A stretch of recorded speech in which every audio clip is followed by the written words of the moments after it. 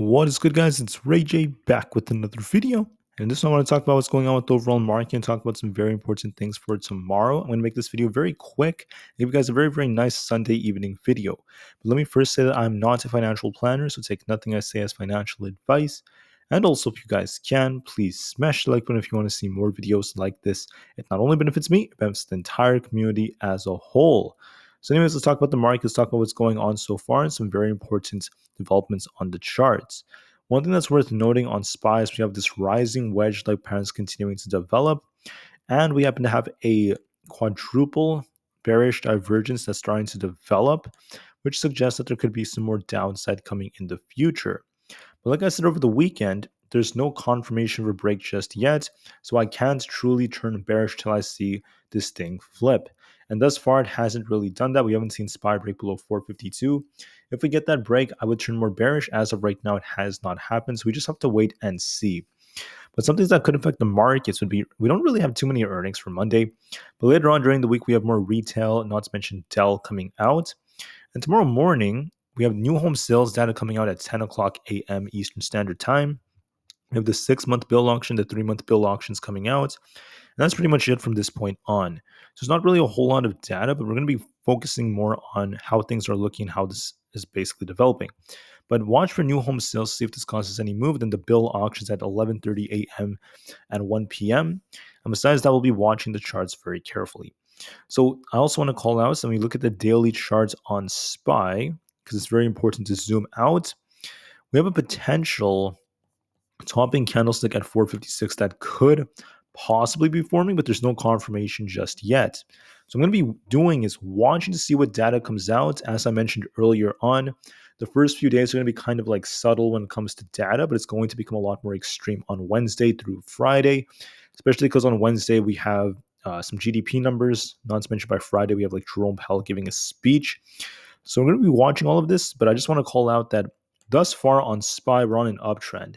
We haven't truly broken quite yet. There's no confirmation yet. So it's always possible to go a little bit higher until we get the break. But I'm going to turn bearish once this truly breaks. We have to wait and see.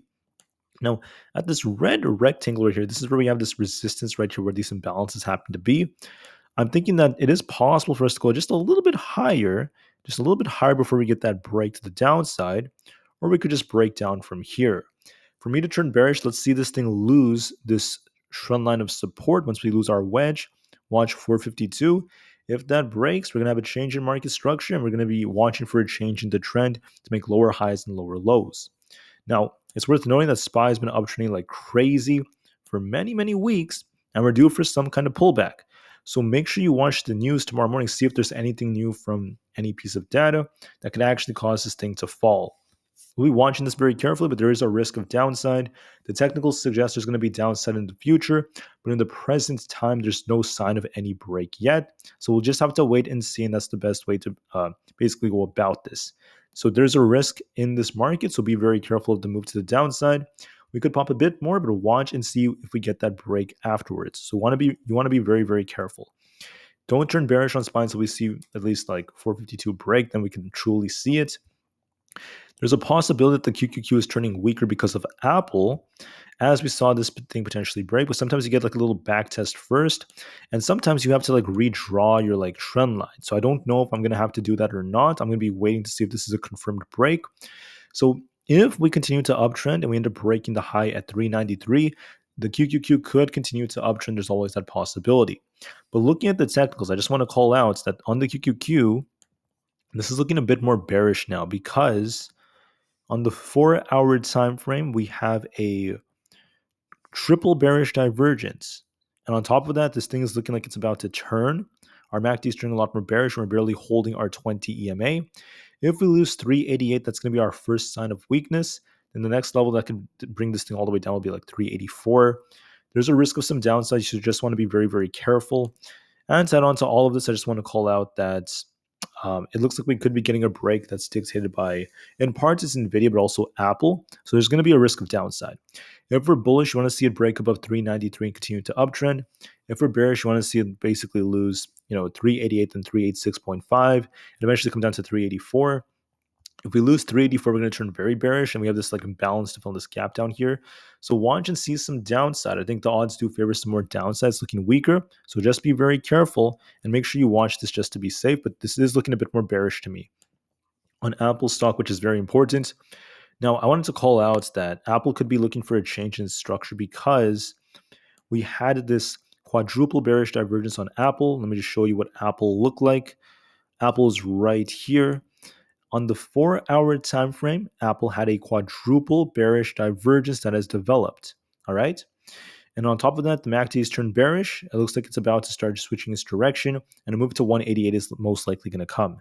Now, when it comes to Apple, there could be a downtrend being established right here from this trend line, and we have a potential order block right over here, which led to the reversal. This is like a sell signal reversal that developed right here on the candlestick.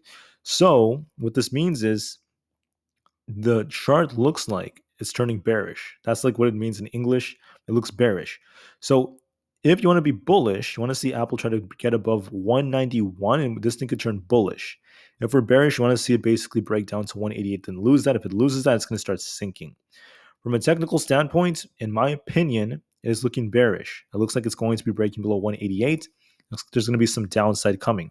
I think it's going to be testing that very soon. So I do lean in that favor. I lean in favor of that, excuse me. But I'm just going to be watching the chart just for confirmation.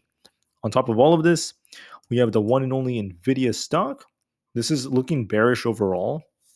We look at the overall structure, it's continuing to just break down. I'm going to actually turn over to the 1 hour on Nvidia. It is on a downtrend right here. It looks like it might just continue to drop. We have our key support at this 468 to 470 area. There is a chance it might drop a little bit lower towards this level before we see some buyers defend it. But even if the buyers defend it, it still is potentially establishing a downtrend because Nvidia does not look like it's ready yet to bounce. If you look at the 4-hour time frame, it's turning more bearish. We could see Nvidia get very close to this 200 EMA if we lose that 468 support. I believe it's going to be testing at least 470 very, very soon. I think there's more downside coming. I also want to call out that the daily time frame is looking a bit more bearish. We're getting very close to a bearish cross on the PPO. So it's looking like we could test like 472 on the daily and kind of like rebound a little bit, then start dropping even lower. I could see more downside on Nvidia. It's looking a bit more bearish to me, and I think that this is going to play a role in slowing the market down, especially the Nasdaq. Nasdaq's going to be very important and heavily dictated by this. Now, Tesla's looking like it's going to be very flat for the time being, but there could be some upside towards the end of the week thanks to the big event, because we have the Cybertruck delivery event that's coming out, so that could lead to some potential upside.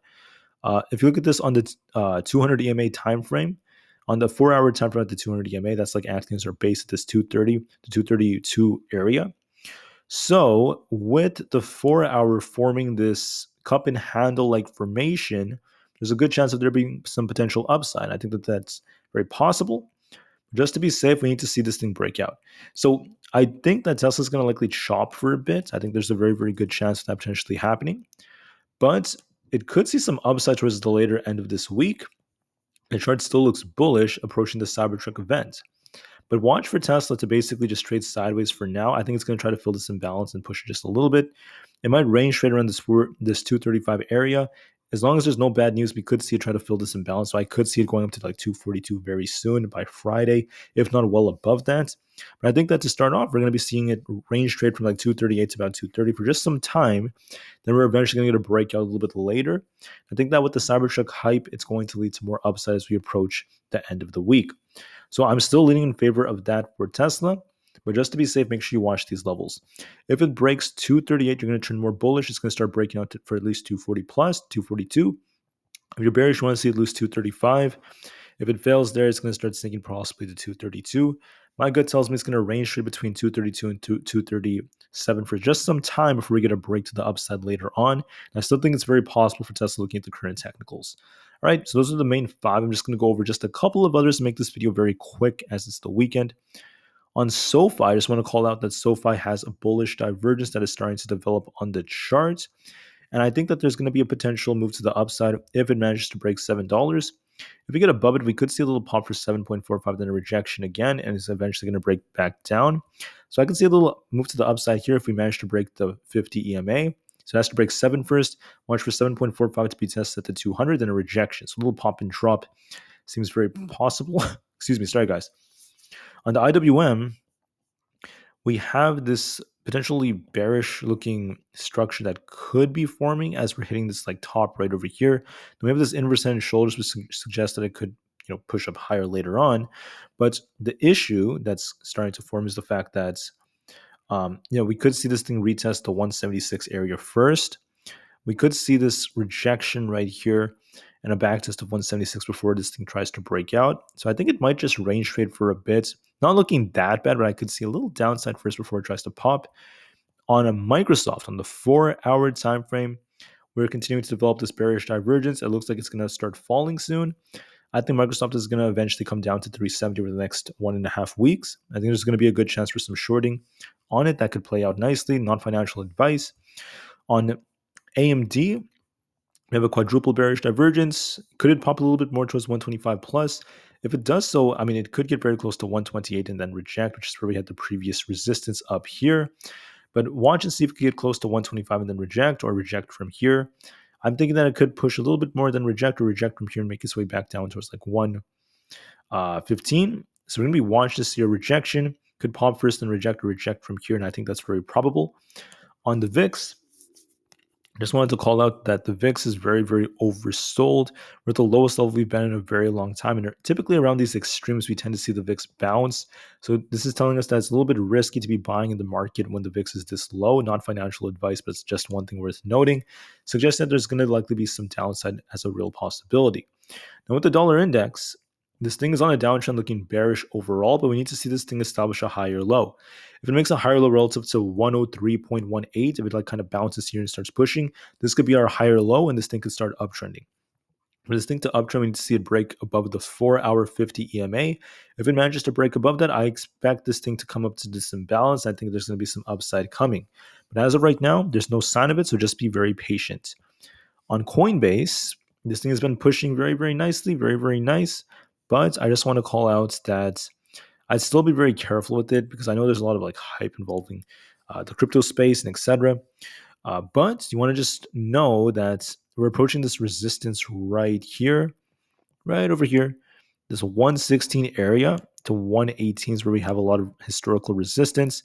Be very careful. We're at resistance and we could see rejection. So we'll see if that ends up being the case. But be very, very careful with Coinbase for now. All right. If we break 118, watch for 120. If we reject, very close to this 118 to 116 range, watch it come back down towards this 110 area. This is a risk on it, so just be careful. Google's looking a bit more bearish on the daily. The 4-hour is starting to turn a bit more bearish. Looks like it's going to test 136 soon. I think that this may see some downside. Maybe it pops first, then comes back down. That's what it's starting to look like. Amazon is kind of flat right now, not really doing much. I believe it's just going to range trade for a bit, but if it loses 145.5, watch it come down to 143.8. I think there's going to be a risk of that potential move. We'll be watching to see how it holds. As of right now, it looks like it's going to just chop for a bit. Meta has been making a nice move to the upside, but I just want to call out that even though it's been uptrending for quite some time, we have a bearish divergence forming on the chart. And we managed to hit this extreme level because I'm calling this out because on the daily chart, you will see that we have a tendency of seeing it hitting these extremes, this like 238 area. There's also some tight resistance right here, very close to about, historically, there's 350 areas where we have some tight resistance. So we're just short of that. But with this bearish divergence, if the market starts turning, Meta looks like it could turn here. So I'm going to be watching to see if this is where it rejects. I'm thinking it could pop a little bit more and then reject or reject from here. I think 327 is on the table for Meta, and I'm going to be watching that very carefully. All right, guys, so that's it for this one. I want to keep this one very short. Please have a great weekend. Sorry I'm kind of late because I was busy during the daytime. With that being said, have a great weekend, and I'll see you guys in the next one. Thank you, and peace out.